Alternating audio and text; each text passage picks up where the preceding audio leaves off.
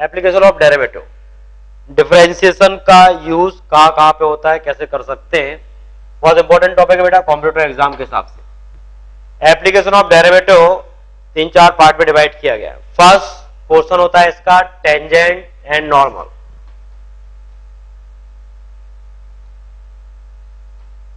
Tangent और normal. Second monotonic function, monotonicity of function, that means strictly increasing और strictly decreasing function. Tangent normal, monotonic function, maxima और minima, Rolle's theorem, mean value theorem. तो पूरा EOD application of derivative 4 part में divide किया है। इसका first portion tangent and normal, second monotonicity of function, third maxima और minima, fourth आपका आएगा रॉलिस थ्योरम और मीन वैल्यू थ्योरम। सारे इंपॉर्टेंट है। थोड़ा टेंजेंट नॉर्मल थोड़ा सा आसान होता है, बाकी मोनोटोनिसिटी फंक्शन, मैक्सिमा, मिनिमा इनमें थोड़ा समझने की जरूरत पड़ती है। कॉन्सेप्चुअली है, अगर आप ध्यान दोगे तो बहुत आसानी से समझ में आएंगे, पूरे लॉजिकल है। अगर आपने एक बार क्लिक कर गया तो सारे प्रॉब्लम इजीली निकलते हैं। तो आज तो अपन डिस्कस करेंगे अभी टेंजेंट और नॉर्मल। तो dy बाय dx का यूज कहां कहां होता है, जहां जहां आप dy बाय dx का यूज कर सकते हैं, दैट मीन्स वो एप्लीकेशन ऑफ डेरिवेटिव। डेरिवेटिव मतलब dy बाय dx, इसका यूज कहां कहां होता है। तो टेंजेंट और नॉर्मल में बात करें तो किसी भी कर्व के यहां पे किसी भी पॉइंट पे अगर मैं टेंजेंट ड्रॉ करूं, suppose y equal to fx एक कर्व है, इसको आपने x1 y1 पे टेंजेंट ड्रॉ किया, तो x1 और y1 पे टेंजेंट का जो इक्वेशन होगा, तो इक्वेशन ऑफ टेंजेंट ये हो जाएगा। टेंजेंट भी एक लाइन ही है, टेंजेंट का इक्वेशन मतलब एक लाइन का इक्वेशन हो, किसी भी लाइन का इक्वेशन आप तब निकाल सकते हो जब उस पर एक पॉइंट पता हो और उसका स्लोप। तो dy बाय dx क्या करता है, dy बाय dx किसी भी कर्व की टेंजेंट की स्लोप को रिप्रेजेंट करता है एट पर्टिकुलर पॉइंट। तो इस कर्व का डिफरेंशिएशन x1 y1 पे इसकी स्लोप को रिप्रेजेंट करेगा।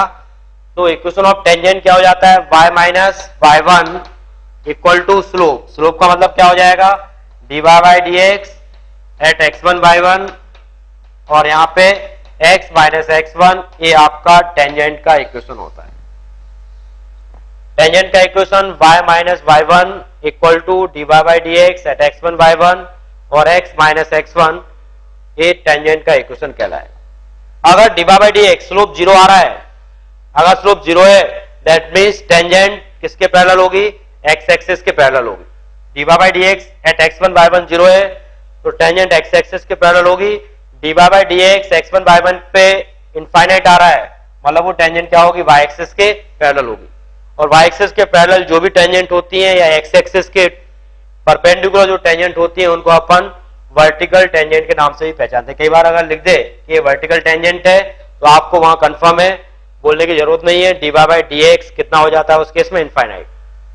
तो equation of tangent y minus y1 equal to dy by dx at x1 y1 x minus x1। Equation of normal,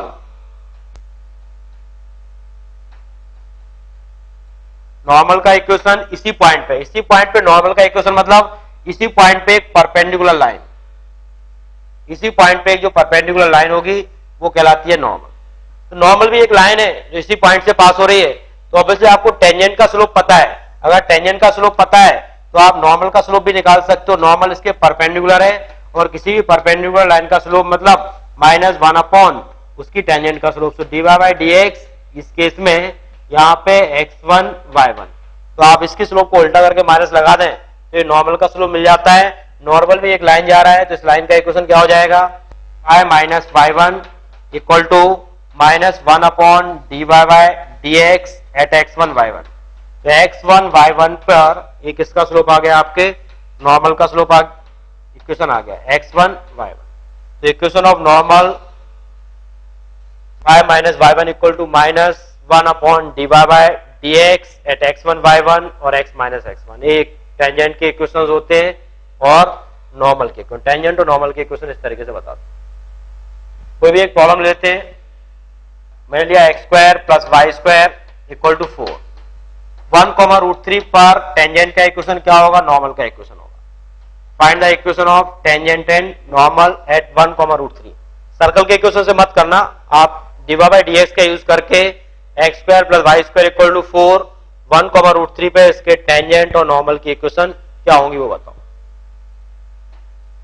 second case y square equal to 4ax, find the equation of tangent and normal at 80 square 280। इस parabola की tangent और normal का equation 80 square 280 पे कितना होगा ये बताएं। Find the equation of tangent and normal y square equal to 4ax 80 square 280। इन दोनों ही केस में टेंजेंट और नॉर्मल की इक्वेशन, टेंजेंट मतलब स्लोप, कर्व को डिफरेंशिएट कर दो, x1 y1 रख दो, स्लोप मिल जाएगा, इधर इसी मिल जाएगी। दोनों ही केस में टेंजेंट की इक्वेशन बताएं।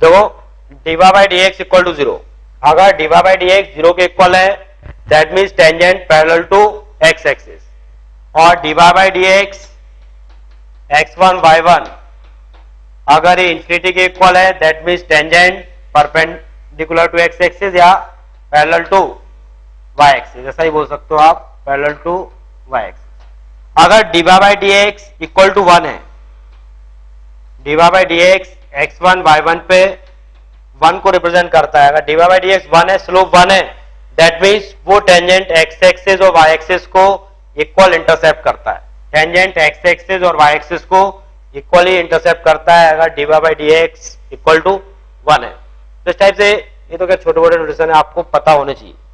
अब एक प्रॉब्लम लिखो तुम, ओरिजिन पे टेंजेंट बताए क्या होगी, find the equation of tangent at origin, find the equation of tangent and normal at the origin. First problem x square plus y square plus 2gx plus 2fy equal to 0, इसकी origin पे tangent क्या होगी, second x cube plus y cube minus 3x square y plus 3x y square plus x square minus y square equal to 0। दोनों ही problem में origin पे tangent की equation निकालो। Find the equation of tangent at origin, equation of tangent at origin. 0,0 पे दोनों की tangent का इक्वेशन क्या होगा? Find the equation of tangent at origin.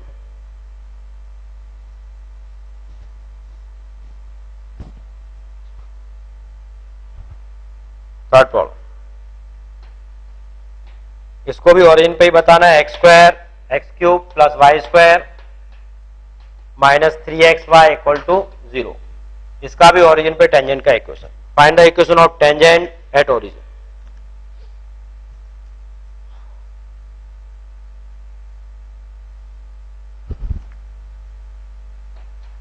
Fourth problem, equation of tangent y equal to x square to x cube integral dt upon root of 1 plus t square at x equal to 1। X equal to 1 पे इसकी tangent का equation क्या होगा ये बताएं। y equal to sine inverse 2x upon 1 plus x square at x equal to root 3। X equal to root 3 पे tangent का equation क्या होगा? करो, इन प्रॉब्लम करो, फिर आगे बात कर। फर्स्ट में तो आ जाएगा टेंजेंट का equation, that means y minus 0 equal to इसके स्लोप की बात करनी, m x माइनस 0, ये आपका टेंजेंट का इक्वेशन होगा। तो फर्स्ट केस में dy बाई डी एक्स निकाल दें और x equal to 0 y equal to 0, शायद जी वाई जो भी आता हो वो देख लेना। सेकंड में भी आप जब dy बाई डी एक्स निकालोगे तो कुछ फैक्टराइज करना पड़ेगा। फैक्टराइज करके अगर प्रॉपर्ली इसको सॉल्व करें तो इसकी टेंजेंट का इक्वेशन आपको मिलेगा x square minus y square equal to 0। ये सेकंड प्रॉब्लम का आंसर होगा। इसको पूरे तरीके से फैक्टराइज करो और ढंग से सॉल्व करोगे तो टेंजेंट का equation x square minus y square equal to 0, मतलब दो टेंजेंट आएंगी, x plus y equal to 0 और x minus y equal to 0। यहाँ पे जो टेंजेंट का इक्वेशन होगा कोऑर्डिनेट एक्सिस ही इसकी टेंजेंट होंगे, मतलब इसकी टेंजेंट का इक्वेशन दिखेगा एक्स वाई इक्वल टू 0, या तुम बोल सकते हो एक्स इक्वल टू 0 और y इक्वल टू 0। इस केस में कोऑर्डिनेट एक्सिस ही टेंजेंट होंगे। यहाँ पे ओरिजिन से पास होने वाली line y equal to x और y equal to minus x, दो टेंजेंट बनेंगे। इस केस में डिफरेंशिएट करने का तरीका तुम्हें आता ही है कि इसको मुझे dy बाई डी एक्स निकालना है फोर्थ प्रॉब्लम में। तो पहले लेब्निज थ्योरम से अपर लिमिट को डिफरेंशिएट करें तो कितना हो जाएगा 3x स्क्वायर, जहां पे t लिखा हुआ है वो 1 प्लस इसका x cube, that means x to the power 6, minus का साइन, लोअर लिमिट को डिफरेंशिएट किया तो कितना आ गया 2x, जहां t लिखा है वहां पे एक्स स्क्वायर, तो 1 plus x to the power 4। आपको निकालना है x इक्वल टू 1 पे, तो x इक्वल टू 1 डाल दें तो dy by D x at x equal to 1, x equal to 1 पे dy बाई डी एक्स कितना आ जाएगा आपका 3 by root 2 minus 2 by root 2, ये हो जाएगा 1 बाय रूट 2। तो dy by D x at x equal to 1 by root 2 को represent करेगा। रख देना इसका स्लोप, तो क्या हो जाएगा फाइनली टेंजेंट का इक्वेशन y माइनस y1 का वैल्यू कैसे मालूम चलेगा? x इक्वल टू 1 डाल दो, यहाँ पे x इक्वल टू 1 डाला तो y की वैल्यू 1 से लेके 1 तक, 1 से लेके 1 तक मतलब क्या हो जाएगा 0। तो x इक्वल टू 1 पे y का वैल्यू क्या हो रहा है आपका 0। x इक्वल टू 1 पुट कर दे, lower limit upper limit same है, मतलब इंटीग्रल 0 आएगा। तो ये y की वैल्यू 0 हो गई। तो आपका पॉइंट क्या होगा, जिस पे टेंजेंट का इक्वेशन निकालना है, पॉइंट बना 1,0, तो y minus 1 equal to 1 by root 2 और x माइनस 0, आपकी ये टेंजेंट का इक्वेशन होगा।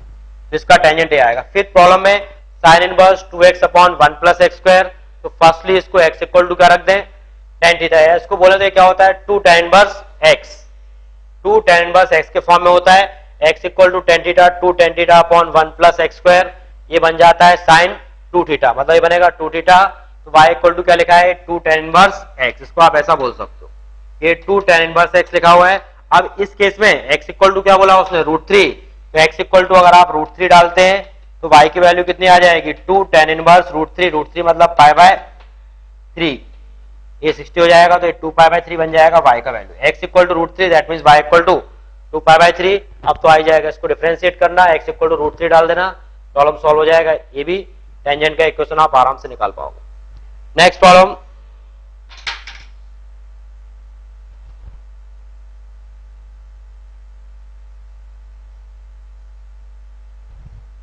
Equation of tangent to the curve y equal to b e to the power minus x upon e at the point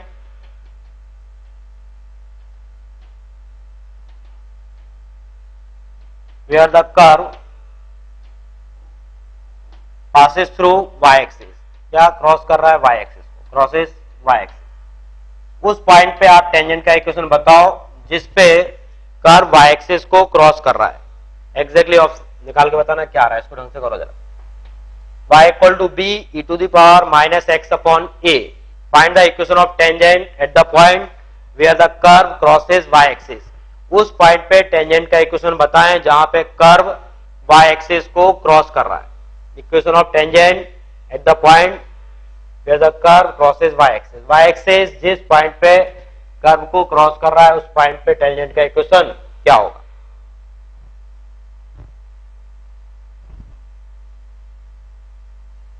एक और problem लिखें।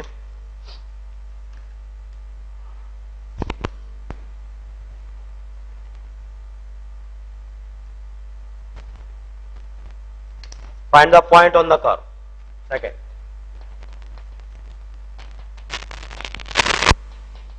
Find the point on the curve. Curve का equation है y equal to 2x cube minus 15x square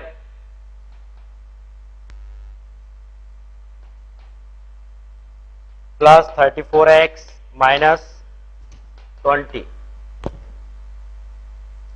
The tangent parallel to the line, tangent parallel to the line y plus 2x equal to 0, y plus 2x equal to 0। Find the point on the curve। इस curve पे वो point पता करने हैं जिस पर tangent इस line के पैरेलल हो। इन दोनों प्रॉब्लम को अटेम्प्ट लगाओ। y equal to b e to the power minus x upon a at the point where the curve crosses y axis. Curve y axis को क्रॉस कर रहा है, जहां पे y को क्रॉस करेगा वहां पे x इक्वल टू कितना होगा 0, सो x इक्वल टू 0 डाल दें। तो y एक्सिस को जहां पे क्रॉस करता है वहां पे x 0, x इक्वल टू 0, तो e टू द पावर 0 1 बन जाएगा, मतलब y का वैल्यू कितना आ गया b। उस पॉइंट के कोऑर्डिनेट होगा 0, b। इसको डिफरेंशिएट कर दें तो इसका dy बाई dx, तो dy बाई dx आ जाएगा b e to the power minus X Y minus 1 by A. इस पॉइंट को रख दें dy by dx at 0, b। तो x इक्वल टू 0 तो हो जाएगा माइनस b बाय ए। इसका स्लोप माइनस b बाय आ गया, पॉइंट इतना है। तो इक्वेशन ऑफ टेंजेंट, टेंजेंट का equation y minus b equal to slope x minus 0। Solve करोगे तो x upon a plus y upon b equal to 1। ये इसकी टेंजेंट का इक्वेशन आएगा। इस केस में बोला है find the point on the curve this tangent parallel to the line of this. Tangent इस लाइन के पैरेलल है, तो इसका स्लोप देखता हूं मैं कितना है। तो इसका स्लोप क्या आ रहा है, y इक्वल टू mx से कंपेयर कर दें तो माइनस 2x इक्वल टू 0। इसका स्लोप आ रहा है माइनस 2, मतलब इस कर्व का dy बाई dx कितना होना चाहिए उस पॉइंट पे। तो dy by dx at particular point जो x1 y1 है वो उस पे वैल्यू कितनी आ रही है इसकी माइनस 2। तो इसको देख लें, इसको डिफरेंशिएट करो तो dy बाई dx ये आपका आ जाएगा 6x square minus 30x plus 34 minus 20। इसमें डाल देते हैं वही point x1 y1, so dy by dx at x1 y1। तो इस पॉइंट पे ये आ जाएगा 6x1 square minus 30x1 plus 34x minus 20, नहीं 30 माइनस प्लस 34 तक ही आएगा, प्लस 34। इसको देखोगे अब इसको आप किसके इक्वल डाल दें माइनस 2 के इक्वल, तो 6x1 square minus 30x1 plus 34 equal to minus 2। इसको सॉल्व करेंगे तो x के फॉर्म में क्वाड्रेटिक आया, x1 की दो वैल्यूज आएंगी, x1 की दो वैल्यूज आ गई तो x1 y1 कर्व के ऊपर भी लाई कर रहा है तो y1 की भी दो वैल्यूज आएंगी। आप सॉल्व कर सकते हैं, प्रॉब्लम सिंप्लीफाई होके वो पॉइंट बता देगा कितना आता है। पॉइंट आएगा x1 की दो वैल्यूज 2 और 3 आ रही होंगी, पॉइंट आपका फाइनली आएगा 2,4 एंड 3,1। ये इसके आंसर है 3,1। ये दो पॉइंट होंगे जिस पर टेंजेंट इस लाइन के पैरेलल होगा। ये दो पॉइंट आएंगे जिस पे टेंजेंट इसके पैरेलल बताएगा। दोनों को नोट कर लो। Next problem, angle between two curve का कॉन्सेप्ट भी सुन लो क्या होता है, इसके बाद बात करते हैं। एंगल बिटवीन टू कर्व, दो कर्व का एंगल अगर आपको पता करना है तो किस तरीके से पता लगाएंगे वो सुनो। एंगल बिटवीन टू कर्व, इसको नोट कर लो, एंगल बिटवीन टू कर्व।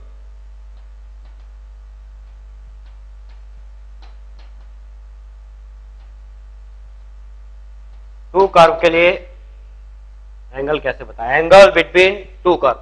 ध्यान दे, दो कर्व का एंगल निकालना मतलब उनके इंटरसेक्शन पॉइंट पे टेंजेंट का angle, angle between tangent at intersection point of curve, that means angle between two curve. उनके इंटरसेक्शन पॉइंट पे टेंजेंट का जो एंगल होता है वही क्या कहलाता है, एंगल बिटवीन कर्व। दो कर्व आपको दे रखे हैं, y1 इक्वल टू f1x, इस टाइप से ले लेते हो इसको, और एक दे रखा है y2 इक्वल टू f2x। अगर इनके बीच का आपको एंगल पता करना है तो सबसे पहले कई बार क्या करता है वो इनके इंटरसेक्शन पॉइंट आपको दे देता है। अगर इंटरसेक्शन पॉइंट नहीं भी दिए तो आप इन दोनों को सॉल्व करके सिंप्लीफाई करके इनके इंटरसेक्शन पॉइंट पता करो। एंगल बिटवीन कर्व, कर्व के बीच का एंगल पता करना मतलब उनके इंटरसेक्शन पॉइंट पे जो टेंजेंट है, इंटरसेक्शन पॉइंट पे जो भी टेंजेंट आ रहे हैं उन टेंजेंट का जो एंगल होता है यही कहलाता है angle between curve. Intersection point पे जो टेंजेंट है उनके बीच का जो एंगल होगा वही कहलाता है इनके कर्व का एंगल। तो सबसे पहले आप दोनों कर्व के इंटरसेक्शन पॉइंट पता लगाओ। कई बार प्रॉब्लम में दे देता है, वो जनरली देता है कि इन दो कर्व का इंटरसेक्शन पॉइंट समथिंग है, इस पे आपको उस कर्व का एंगल बताना है कितना होगा। नहीं भी दिया तो आप इन दोनों को सॉल्व करो, y1 और y2 को सिंप्लीफाई करें। सिंप्लीफाई करने के बाद आपको ये intersection point suppose x1 y1 मिल गया। x1 y1 पे आप टेंजेंट की स्लोप पता करें तो इसको आपने डिफरेंशिएट किया, फर्स्ट वाले को dy1 अपॉन dx, इसकी स्लोप को मैं नाम देता हूं इस पॉइंट पे x1 y1 पर, इसको बोला अपन ने m1। दूसरे कर्व को आप डिफरेंशिएट करो dy2 upon dx at x1 y1। तो इन दो कर्व को आपने अलग अलग डिफरेंशिएट किया, x1 y1 पर दोनों कर्व को डिफरेंशिएट करो तो आपको क्या मिलेगा, टेंजेंट का स्लोप। और टेंजेंट का स्लोप मिल गया तो टेंजेंट लाइन ही तो है, एंगल बिटवीन लाइन क्या हो जाता है, m2 minus m1 upon 1 plus m1 m2। वो आप एंगल पता कर लें तो आपको इस केस में मालूम चल जाता है एंगल बिटवीन कर्व। अगर एंगल 90 डिग्री आता है that means curve intercept orthogonally. इस केस में वो कर्व एक दूसरे को ऑर्थोगोनली इंटरसेप्ट करते हैं अगर कर्व का एंगल 90 डिग्री आता है। तुम पता करो y equal to sine X और y equal to cos X, find the angle between them. इन दोनों के बीच का एंगल क्या होगा। Second, y equal to x square and 6y equal to 7 minus X cube. इन दोनों का इंटरसेक्शन, इनका angle at x equal to 1, x equal to 1 पे इस केस में इसने पॉइंट को बता दिया है। Third problem, 2y square equal to x cube and y square equal to 32x। इन दोनों का एंगल बताओ क्या होगा। तीनों प्रॉब्लम में find the angle between them, इन कर्व का एंगल क्या होगा ये बताएं। और y equal to cos x, तो इसको देखोगे तो इक्वल वैल्यू क्या है, x equal to pi by 4 पे ही आएगी। तो इंटरसेक्शन पॉइंट हो गया पाई बाय 4 1 बाय रूट 2। फर्स्ट को डिफरेंशिएट कर दें तो dy by dx equal to sine x, that means cos x. इस पॉइंट पे पाई बाय 4 पे ये क्या हो जाएगा 1 by root 2, x equal to pi by 4। तो इस फर्स्ट स्लोप इसको m1 नाम देते हैं, m1 कितना आ गया 1 बाय रूट 2। सेकेंड को डिफरेंशिएट किया तो y equal to cos x, इसको डिफरेंशिएट करें तो dy by dx minus of sine x, तो m2 slope that means dy by dx इसका at x equal to pi by 4, ये आ गया माइनस 1 बाय रूट 2। तो angle between curve tan theta equal to m1 minus m2 upon 1 plus m1 m2, इसको solve कर लो। तो tan theta 1 by root 2 plus 1 by root 2, 1 by 1 minus 1 by root 2 1 by root 2। Solve कर लो इसको तो tan theta ऊपर आ जाएगा रूट 2, ये 1 by 2, so 1 by 2 root 2, theta equal to tan inverse 2 root 2। Second में x equal to 1, x equal to 1 पे बताना है इसका एंगल क्या होगा। तो x इक्वल टू 1 दे ही रखा है, x इक्वल टू 1 है तो y इक्वल टू भी कितना हो जाएगा 1। तो सेकंड प्रॉब्लम में x इक्वल टू 1 रखोगे, दोनों इक्वेशन रख के देखोगे तो y इक्वल टू क्या आएगा 1, मतलब इसका इंटरसेक्शन पॉइंट कर्व का क्या हो गया 1,1। 1,1 पे आपको बताना है इन कर्व का एंगल क्या होगा। फर्स्ट का स्लोप निकाला तो dy बाई dx ये कितना हो गया 2x, x इक्वल टू 1 डालते हैं, इसको m1 नाम दें तो स्लोप क्या हो गया 2। सेकंड को डिफरेंशिएट करोगे तो 6 dy by dx equal to -3x²। तो dy बाई dx इसमें x इक्वल टू 1 डाल देते हैं अपन, तो x equal to 1 so -3 into 1² by 6, that means इसको नाम दे देते हैं m2, ये आ जाएगा -1/2, 2 -1/2। इनका एंगल निकालें तो tan theta equal to m1 minus m2, तो प्लस 1/2, 1 प्लस m1 m2, सो 1 माइनस हो जाएगा ये 2 इंटू बाई 2, दैट मीन्स कितना आ गया इन्फिनिटी।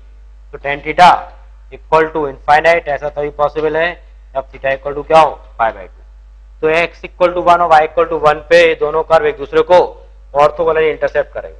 इसको करो 2y² equal to x³ and y² equal to 32x।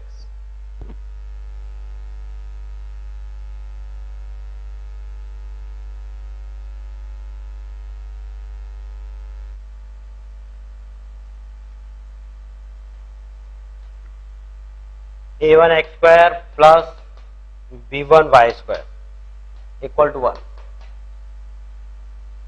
Second problem, इसमें second curve a2x² plus b2y² equal to 1।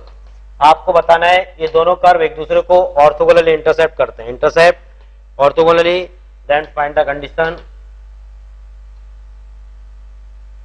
ये ऑर्थोगोनली इंटरसेप्ट करते हैं तो आप बताएं कौन सा कंडीशन होगा, देन फाइंड द कंडीशन। क्या कंडीशन होगी इस केस में, ये ऑर्थोगोनली एक दूसरे को इंटरसेप्ट करें। a1 b1 में रिलेशन है, ऐसा ही बोल सकते हैं कि find the relation between a1 b1 a2 b2, this curve intercept orthogonally. अगर ये ऑर्थोगोनली इंटरसेप्ट करते हैं तो a1 b1 में क्या रिलेशन होगा ये पता लगाएं।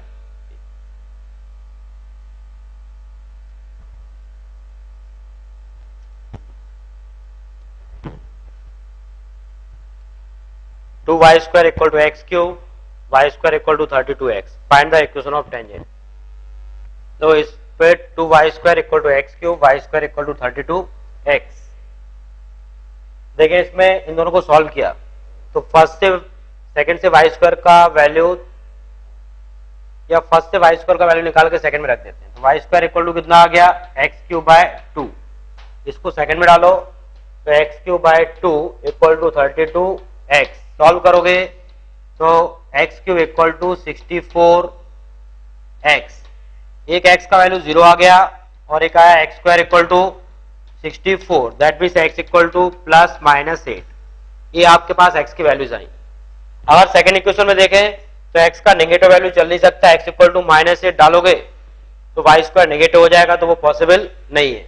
मतलब अगर x इक्वल टू मैं 0 लेता हूं तो y की वैल्यू मेरे पास आती है 0, तो एक इंटरसेक्शन पॉइंट तो आपका हो गया 0,0।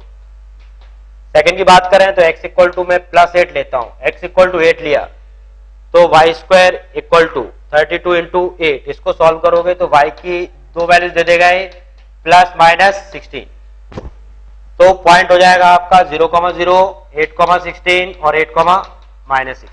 वैसे भी देखें तो इन कर्व को अगर आप प्लॉट करोगे तो y² इक्वल टू 32x तो एक पैराबोला है, ये y एक इसके अबाउट सिमेट्रिक होगा, x एक्सिस के अबाउट सिमेट्रिक होगा, 0 0 से पास हो रहा है, मतलब कर्व ऐसे बनेंगे। तो एक तो 0,0 दिख ही गया, एक पॉइंट आपका ये आ गया 8,16, इस पे आपको टेंजेंट मिलेगी।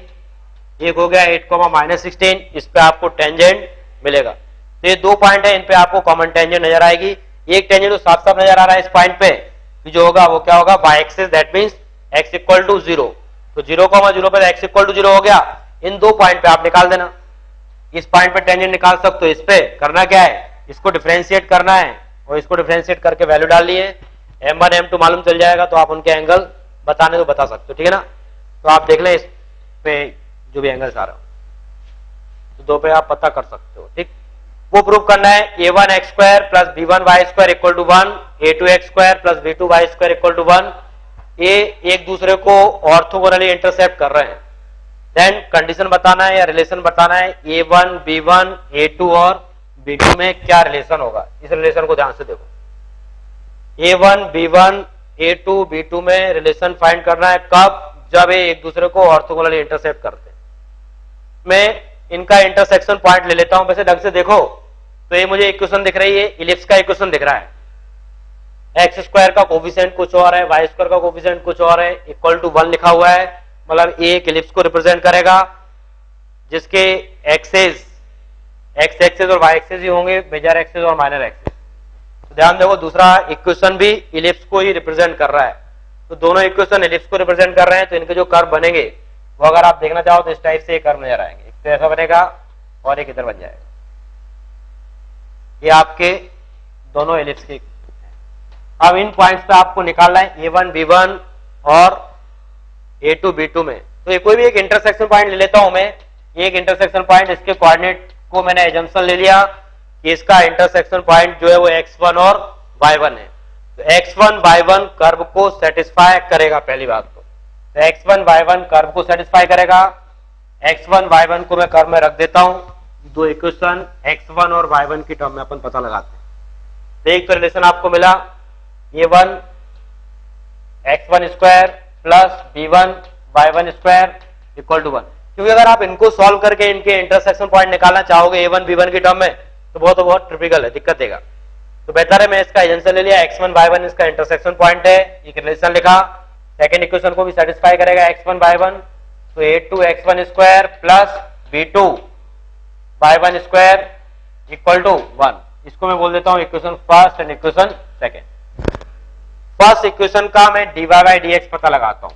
dy बाई dx करते हैं फर्स्ट इक्वेशन के लिए। तो फर्स्ट इक्वेशन को सॉल्व किया तो कितना आ गया है 2a1 x plus 2b1 y साथ में dy बाई dx। ये जो भी dy बाई dx चल रहा है फर्स्ट इक्वेशन के लिए काम कर रहा है। इक्वल टू कितना आ गया 0। तो dy by dx first equation का dy बाई dx कितना है आपके पास minus of a1x upon b1 y। इसको अगर मैं बात करूं कि x1 y1 पे तो dy by dx first equation के लिए x1 y1 पे ये रिप्रेजेंट कर देगा minus of a1 x1 b1 y1। Second curve के लिए बात करता हूं मैं। सेकेंड को डिफरेंशिएट किया 2a2 x plus 2b2 y dy by dx। ये सेकेंड कर्व को डिफरेंशिएट कर रहे हैं अपन, इक्वल टू कितना है 0। तो dy by dx at second curve ये कितना आ गया आपका minus a2 x upon b2 y।